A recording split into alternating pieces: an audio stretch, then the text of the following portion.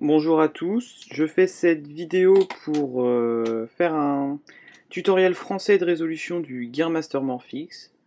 Parce que quand moi-même j'ai cherché un guide de résolution sur YouTube, je ne suis tombé que sur des vidéos en anglais et en espagnol. Donc j'ai décidé, maintenant que je sais le faire, de faire ce guide de résolution en français pour que les Français et les francophones aient une vidéo française de résolution de ce puzzle. Donc le Gear Master Morphix ne se résout pas comme un Master Morphix. En réalité sa résolution est plus simple.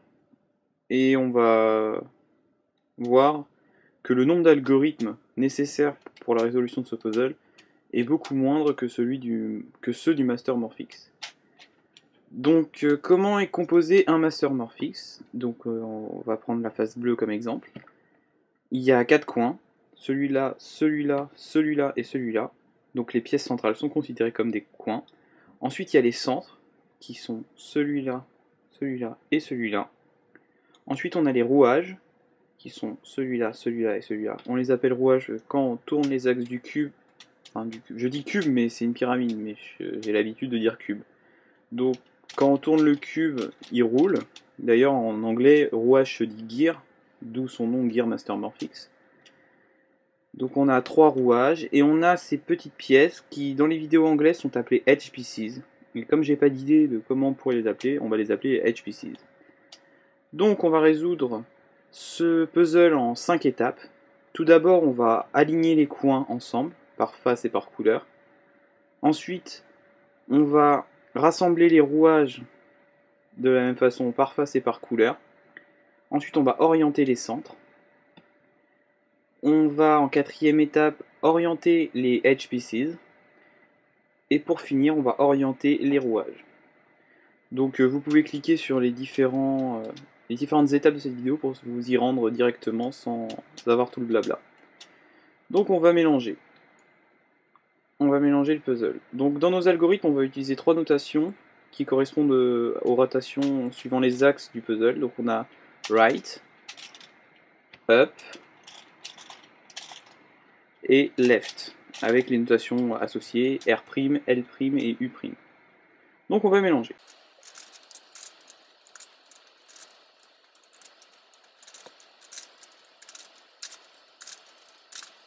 Donc voilà, première étape, on va aligner les coins. Donc on va prendre comme référence la face rouge. Donc quand on choisit une face, on prend le coin central et on va le mettre vers le haut.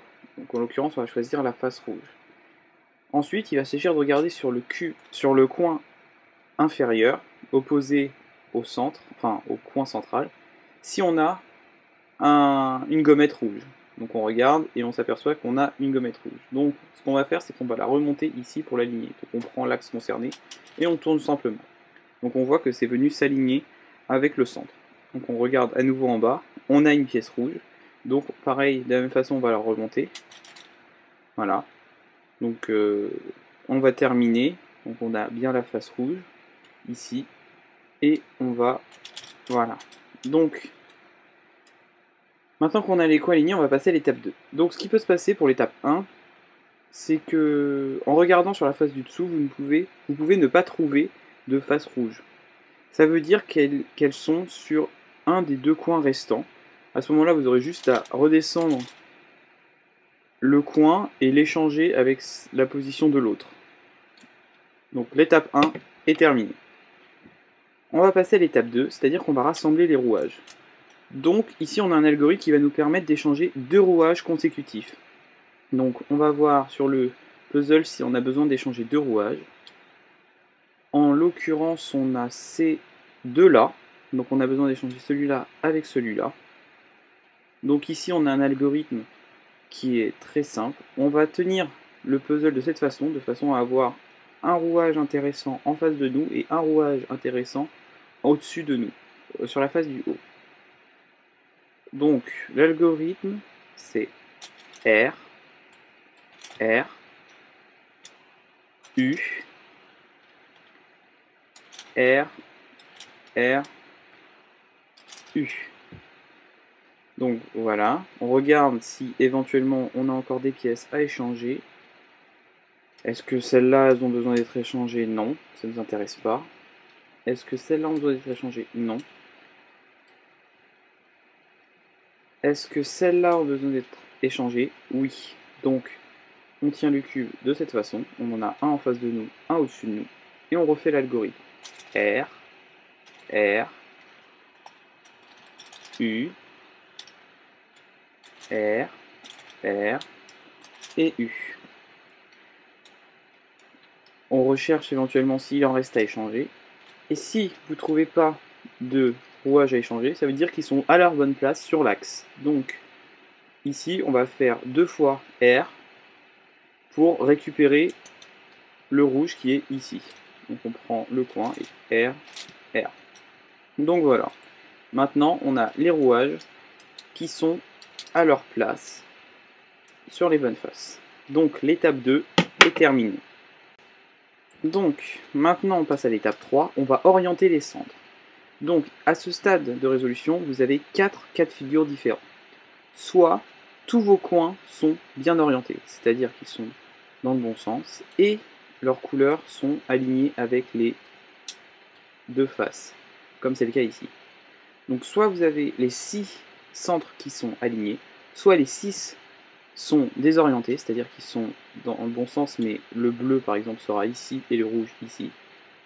Soit vous en avez 4 désorientés et 2 orientés, ou 4 orientés et 2 désorientés. Donc ici, on va rapidement compter. Celui-là est désorienté, celui-là est désorienté, celui-là est désorienté et celui-là est désorienté. Donc, celui-là est orienté et celui-là est orienté. Ce qui fait qu'on en a ici 2 orientés et 4 désorientés. Donc, on s'aperçoit que peu importe notre configuration, quand on a un groupe de 4 et un groupe de 2, on s'aperçoit qu'ils sont toujours opposés sur le même axe.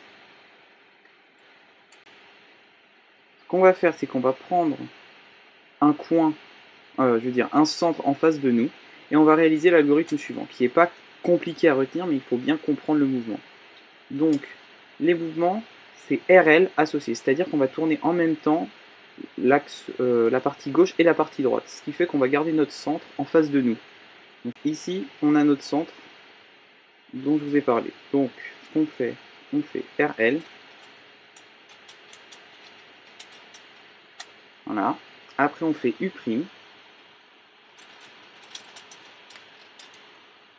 On fait RL', donc c'est les deux en même temps, mais dans les sens opposés. Et U. Et on va répéter cet algorithme une deuxième fois. RL, U', et RL', et pour finir, U. Voilà, donc ici, tous les centres sont orientés. On va passer maintenant à l'orientation des HPCs. Donc, étape 4, on va orienter les HPCs. Donc, ici on a de la chance, ils sont déjà orientés. Donc si c'est votre cas, votre étape est terminée.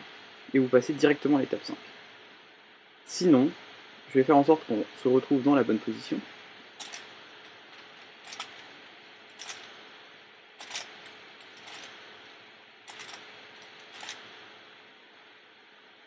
Donc nous sommes dans cette configuration-là. On a besoin d'orienter les HPCs. Donc ce qu'on va faire, c'est qu'on va choisir une face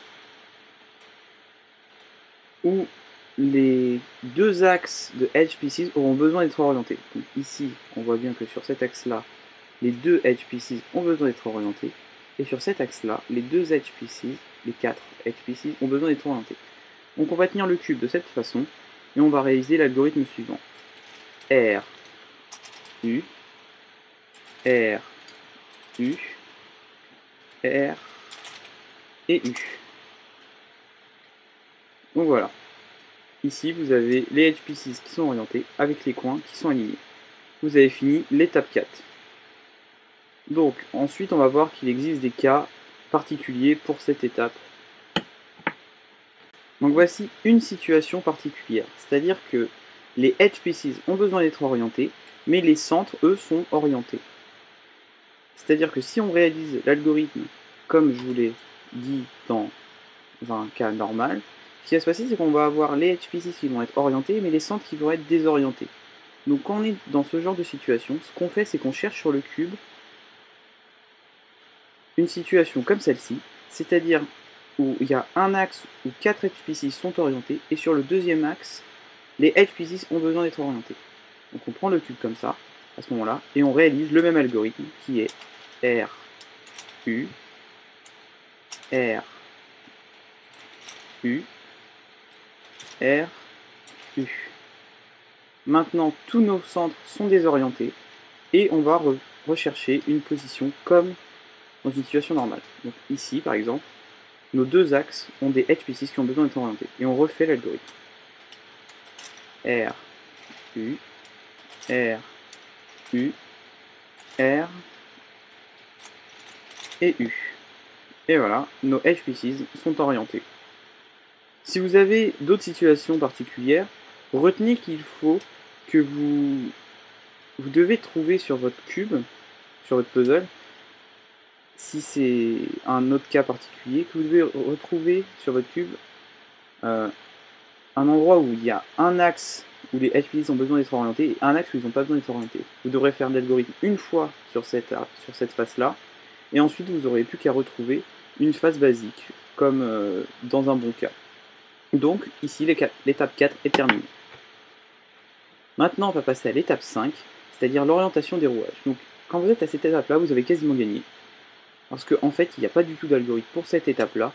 Il suffit juste de tourner le nombre de fois nécessaire pour que les rouages s'alignent. Donc ici, on va le faire. On voit bien que sur cet axe-là, les rouages sont orientés.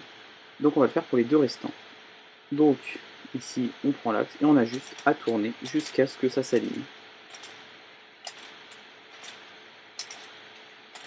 Voilà, donc on a aligné celui-là. Et il ne nous reste plus que cet axe-là où on va tourner. Et voilà, vous avez résolu le GearMaster Morphix. Donc j'espère que cette vidéo vous aura paru claire, et je reste à votre disposition pour toute autre question.